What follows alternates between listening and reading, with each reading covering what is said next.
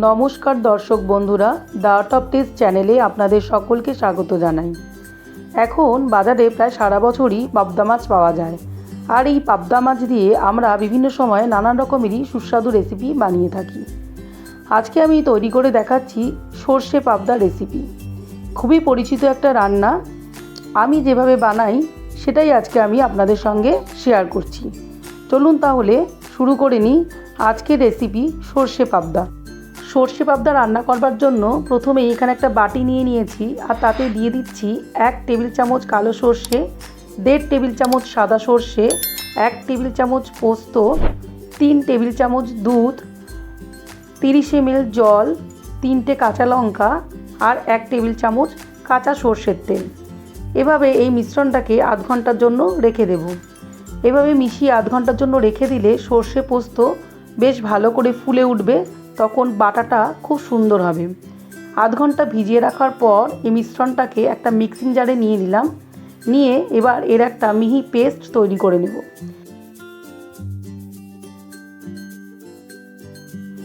এখানে 3 টুকরো পাবদা মাছ ভালো করে ধুয়ে পরিষ্কার করে নিয়েছি। এখন মাছগুলোকে ম্যারিনেট করে নেব।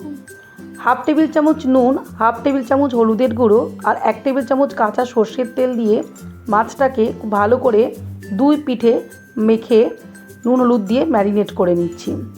যে কোনো আঁশবিহীন মাছ ভাজবার সময় তেল খুব গায়ে ছিটকে আসে, কারণ মাছগুলো খুব ফাটে। এভাবে যদি একটু কাঁচা তেল মাখিয়ে নিয়ে যায় তাহলে মাছগুলো অনেকটাই কম ফাটে।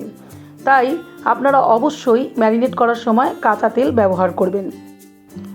ম্যারিনেট করে মাছগুলোকে 10 মিনিটের জন্য রেখে দিলাম। একটা ফ্রাইং প্যান গরম করে তাতে 40 ml সর্ষের তেল দিয়ে দিলাম।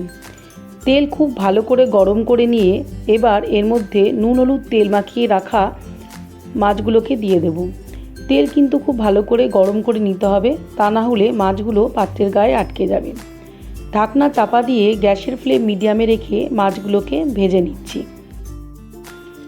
এক পাশ ভাজা হয়ে গেলে অপর পাশও একইভাবে ভেজে নিচ্ছি। ঢাকা চাপা দিয়ে এভাবে মাছগুলোকে সবসময় ভেজে নিতে হবে, তা না হলে পরে এই সমস্ত মাছের থেকে তেল গায়ে ছিটে আসলে দুর্ঘটনা ঘটতে পারে। মিডিয়াম ফ্লেমেই আপনারা মাছগুলোকে ভাজবেন, হাই ফ্লেমে কখনোই ভাজবেন না, কারণ হাই ফ্লেমে ভাজলে মাছগুলো ওপর থেকে লাল হয়ে গেলেও ভেতরে কিন্তু কাঁচা থেকে যাবে। তাই মিডিয়াম ফ্লেমেই মাছগুলোকে ভেজে নিতে হবে। এখন মাছগুলো দুদিকেই ভাজা হয়ে গেছে, এবার তুলে নিচ্ছি একটা জায়গায়।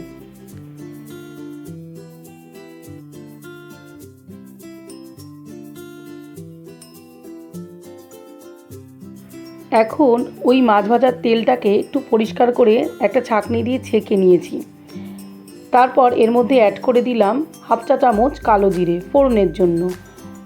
কালো জিরে একটু কড়কড়ে হয়ে গেলে এর মধ্যে দিয়ে দিচ্ছি একটা ছোট সাইজের পেঁয়াজ। পেঁয়াজটা খুব বেশি লাল করে ভাজবো না, হালকা লাল করে ভেজে নেব। গ্যাসের ফ্লেমটা এই সময় মিডিয়ামেই রাখবো। মিডিয়ামে রেখেই পেঁয়াজগুলোকে ভেজে নিতে হবে। এইভাবে সর্ষে পোস্ত বাটা দিয়ে মাছ রান্না করার সময় যদি পেঁয়াজ কুচি ব্যবহার করা যায় তাহলে সেক্ষেত্রে মাছের স্বাদ কিন্তু দারুণ হয়।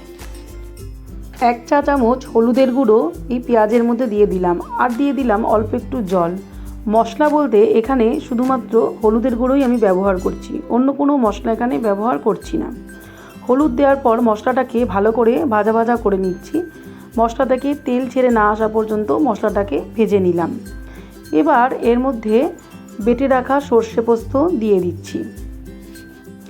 কিছু মশলা মিক্সির বাটিতে লেগেছিল, তাই মশলার বাটিটা ধুয়ে বেশ কিছুটা জলও এর মধ্যে দিয়ে দিলাম।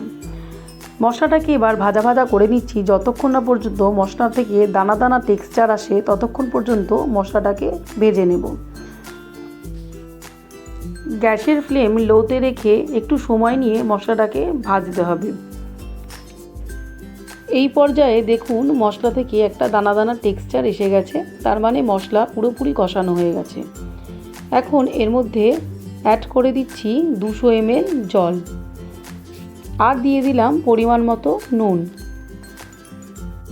মাছের মধ্যে যেহেতু নুন মাখা ছিল তাই সেই অনুযায়ী নুনটা এখানে দিয়ে দিচ্ছি। এখানে আমি 1/2 টেবিল চামচ নুন দিয়ে দিলাম।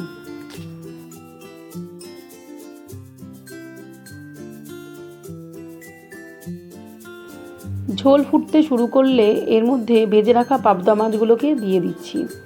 এবার গ্যাসের ফ্লেম লোতে রেখে ঢাকা চাপা দিয়ে 7 থেকে 8 মিনিট রান্না করে নেব লো ফ্লেমে।